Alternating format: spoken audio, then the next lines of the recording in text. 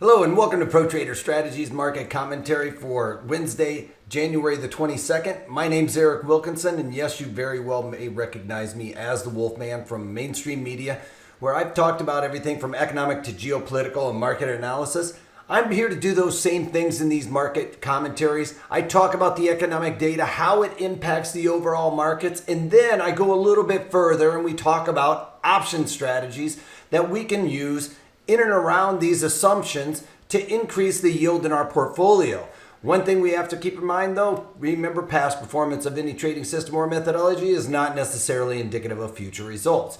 But a little bit further on these option strategies, I have specific rules that we talk about how to implement each and every option strategy into our portfolio. And those rules have to do with volatility, the environment, duration, all those things that you aren't actually going to be able to find out online. Now, in this new course that we're doing, we're actually talking about a portfolio and building a portfolio using options rather than just going out there and buying stocks. I know a lot of you guys have stocks in your portfolio, so we're also adding another layer to that on how we can use options to increase our yield around a portfolio, an existing portfolio of stocks. So it's not just about using options, it's about how we manage and stay mechanical in a portfolio to actually beat what we would normally be able to do. All right. Without further ado, let's get on with the economic data. Well, not a whole lot to see here with the economic data. Here in the United States, about all we got was existing home sales, and that came in a little bit better than expected at 5.54 million units, expected to be 5.43 million units. So we're seeing these lower interest rates actually get some people buying existing homes. One thing to note, in the winter months, we usually see a bit more of a waning happening as most people aren't going out and buying homes in the winter months. This is a good sign that people are actually getting out there and still looking at homes despite the fact that it is a winter or a slow season, off season for existing home sales. All right, now let's talk about the overall markets. We've got crude oil coming off by better than $1.50, right back down to the point of control we've talked about. I think that the sweet spot is right here around this $56.50 area that we've kind of gotten away from. Most of it had to do with the tensions. Sorry, I don't want to do that one. The tensions in Iran and Iraq with the bombing of the general over there. So we are seeing that we're coming up and away from that at this point in time. I don't know if my marker wants to work today. For some reason, it's very slow to react. But we're right back down to this point of control, and I've talked about building up this volume node between $89 a barrel and this $86.50 a barrel. I think that there's a little bit of a lull here. We've talked about how we are at this $58 a barrel, and that is going to slowly start losing a little bit of its strength as a support and resistance level, and more so become a point of where we start trading in and around, just following it as we build out this volume node here. All right, so gold futures, we want to take a look at that. They're unchanged for the most part. At that, I think it's probably closer to wanting to go to 1,500. As the stock market wants to rally, we're going to see some money come out of this gold product. But if we start seeing real corrections in the equities, we're going to see that be a flight to safety in the safe haven of gold.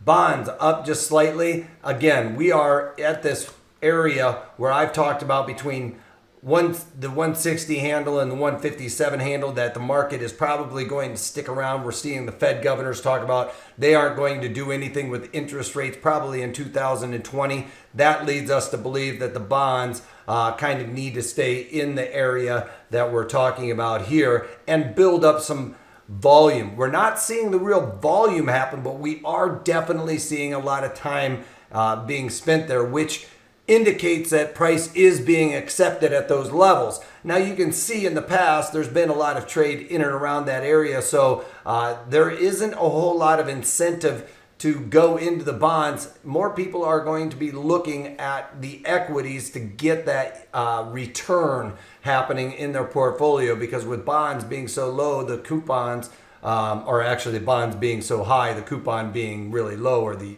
interest rate being very low, that these guys are going to go and put money to work in the more riskier assets, which is the equities. All right, then we've got the NASDAQ. We are seeing all-time highs here today, as you can see, up 62 points on the day. We had a bit of a wet blanket thrown on the market yesterday with the halt of Boeing, and I'll talk about some of the trades that we have in and around that. But right now, tech sector doing very well, up 61 points on the day and creating a new all-time high, as you can see on the chart here.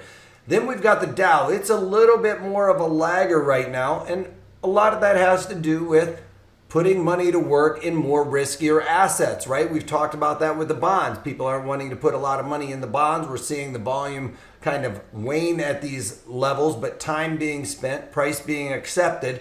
The Dow Jones is very similar, and most of this, really, the downside of the Dow is being attributed to Boeing, okay? So remember, like Boeing being down $10 or something like that, that's going to equate to somewhere between, 50 and 70 points of the Dow. I don't have the exact numbers right now, but that is what's really pulling down the Dow. And the Dow also having some of the other key components in and around Boeing is also being a drag on the Dow Jones. So more people are going to shift out of that and into the tech sector. VIX, I don't know what happened to the E-mini S&Ps, but we'll have to find that here in a second. But as you can see, the VIX is just off slightly and just slightly out of the teens. Here we go with the E-mini S&Ps being up about 6 points on the day, creating a new all-time high. Now, we talked about yesterday's chart setup. We needed to look for confirmation to see if this was overdone and maybe the market was ready to correct. Well, with today's market action, it almost looks like we are looking at a continuation pattern. Anytime we get the dojis that have a topping pattern, which is something like that, or a topping pattern like that, which is what we got, you get a topping pattern that we see here, and then the next day we get a pattern that looks like that. That usually has an indication that it's continuation, okay? So I think we're kind of seeing that right now. Yes, we might still look to have a little bit of correction, but it's not like a topping pattern that we would really expect to see for the market ready for a big correction.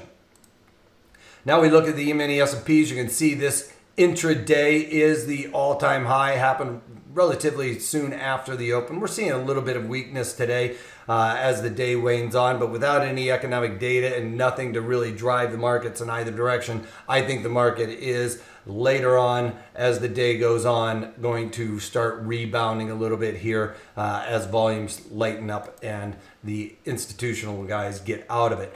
This is what I'm talking about with the Boeing trade. Boeing is off by $10 again today, actually breaking yesterday's low. The market was halted on news for the 737 MAX. Doesn't maybe look like they're going to be able to get production back up and running by June or July. 25, I mean, they are really bleeding money right now. So I can't imagine that coming into earnings, people are going to want to hold on to this stock to see how it goes if you are long.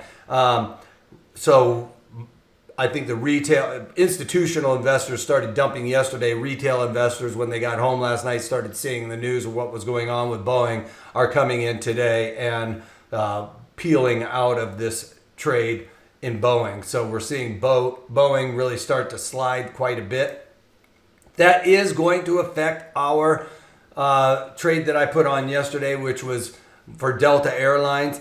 I don't think that the exposure for Delta Airlines is as big as what the market's reacting it as. Yesterday we saw the market come off mostly because of China and the coronavirus going to be affecting a lot of their travels and stuff like that. I said, I don't think that Boeing's really going to be affected, as although they are an international company, that it will affect them negatively going into that season over there, but the rest of the broader world is still going to be traveling. Maybe not to China, but they will still be traveling, and I thought it was overdone. Then we got that Boeing news that really caused the sell-off in Delta Airlines. Now, this is a perfect example of something where we all get into this trap, in a sense, where we have something in our portfolio that starts correcting or starts selling off, maybe due to outside other news and things of that nature. Well, how do we start getting mechanical with it? Well, tomorrow's webinar is going to be the perfect example of how we stay mechanical with a trade like this. This actually ends up being a pretty darn good pairs trade with Boeing coming off. Yes, Delta Airlines is going to hurt a little bit from that, but again, 730 max really isn't something that is going to hurt Delta Airlines as much as the 730 max is going to hurt Boeing, right? And if we get any upside and good news in Delta Airlines, some of these other things with the virus in China, we'll see a rebound happen there. But in the meantime, do we think we're going to see all-time highs in Delta Airlines anytime soon? Well, at this point, I'm a little bit on the fence about that. So I want to start becoming more mechanical. So we're going to start looking at covered call strategies. And this is going to be the perfect example. I almost put one on today earlier on when I started seeing this slide start to happen in Boeing, knowing it might start to draw down on Delta Airlines as well. But I wanted to hold off and make this a good learning example for this webinar. So check that out at protraderstrategies.com, and I'll show you how to implement short calls or the covered call strategy for a regular portfolio, because this is going to be a time where I'm going to be looking to get a little bit more serious about selling some calls against this, lowering my overall basis on this trade. Right now, I'm still in positive territory on this trade, but I want to stay mechanical. If the Boeing starts pulling this market down, then I want to be ahead of that game and, making sure I lower my basis, increase my yield on this trade. So I'm going to be looking at using this as an example. Yes, it is a losing trade, and I'm going to look to start selling some covered calls against it. McDonald's, I want to talk about this yesterday. I forgot. I got a little bit long in the tooth in the webinar, and I'm probably going to do that again today. Well, McDonald's, you can see it's trading at 212. Yes, it has really rallied, but if you remember all the way back in October, I did this for the earnings trade, and in October we were selling some puts right here. I sold the 200 puts, which were right here. You can see I sold the November. I sold November 200 puts in there, and I collected a credit of $1.10. All right. Well, you can see the market fell off and broke below where my puts were, which is this 200 level. Well, I've got a sign. So now I got long when these weekly options expired. These were the weekly November that expired on the 19th. So I got long. So now I basically equaled this as a long at 200. All right. So I was long at $200. But with this dollar collection here, my break even on that trade was basically 198.90, right? Because I got to keep that trade. So that is where my break even was. I immediately got involved in this trade, went in and added to this trade. I ended up selling some November 205 puts. So I sold the November 205 puts actually before I got assigned that trade. 205 calls in there for another $1.07. So lowering my basis again by another $1.07. Now that brings my break even down to, if I add that in there, bringing my break even down to $197.90. Okay. So now I've lowered my break even yet again on this market continuing to sell off. On those calls, I rolled those into the 185 puts because it started getting down here, and I was like, you know what? I'm going to dollar cost average this, which is a great aspect. So now I ended up rolling that into the 185 puts that I got short. I did that for a scratch. Basically, I bought out of the November 205 calls for 29 cents, and I sold the 185 puts for 29 cents. So I didn't really lower my break even at this point, But I started thinking dollar cost average. If I'm long at 200, I liked them at 200. I got to like McDonald's at 185. I'm still bullish at this point, right? And I'm not wanting to get out of this trade. So dollar cost averaging is something that I was definitely willing to look at. I ended up covering those, bought those back. Let me get a different pen. I bought those 185 puts back for 6 cents. So that increased my break even again. Now my break even on this trade ends up being at about 197.96 because I have to buy those back. That increases my break even just slightly. Again, rolled out, went into the December and sold the 185 puts again. So I rolled this out in time, selling the 185 puts for another $1.01. So lowering my break even yet again. Now my break even is at 196.95. So again, lowering my break even, staying with this trade. Covered those back for about 16 cents. So now my break even, let's call it, is a little bit higher than that at 197 and change. Again, went in now, sold the December, covered these, let's say, for 16 cents. I bought them back for 16, and then ended up lowering my break even again by selling the 200 puts in the December, and I collected another $1.14. Well, obviously, with this market move blasting higher, I got out of my long. So I was long originally at 200. I sold these 200 calls. Sold these 200 calls. So those got taken away from me at 200. But in the meantime, all of those collections that I was able to take out of it was just about $4. I ended up collecting a total of about $4, and I think it was 10 cents if I do the math. Well, think about this. Synthetically, I ended up buying this underlying at basically, I lowered my break even all the way down to 195 and change. So I made a total of $4 on this trade. Now, this was a trade, you guys. This wasn't a long-term look at this thing. And I've made on that trade $4. That's how we stay mechanical. It was basically in one quarter. So on one stock, $4. That is something to really write home about. No one really could foresee that this market was just going to start skyrocketing right away. But at the end of the day, when you get into a bad trade, it's kind of like what we're looking at my Delta trade, is we need to get mechanical and start lowering our cost basis on that. And that's how we end up making the money. Yes, had I not done anything, I would have been stressed out for 3 or 4 months.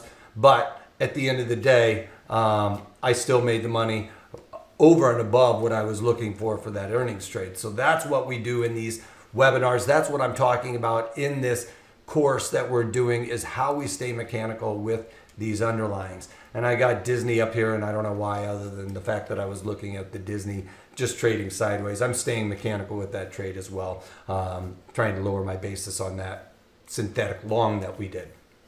All right, that's about all I got for you guys. I wanted to make sure I covered that McDonald's trade and talked about that, how we stay mechanical in that. Now I could start going in there and start selling some puts if I really wanted to get McDonald's back into my portfolio.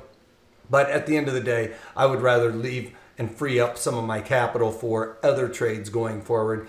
As soon as I do a trade, I have solace in that, and I move forward. All right, so that's all I got for you guys. Sorry I got really long in the tooth, but I wanted to make sure that we understood how we stay mechanical in these trades when we are looking at things in our portfolio. All right, that's all I got for you, other than if you can't take that, take it easy.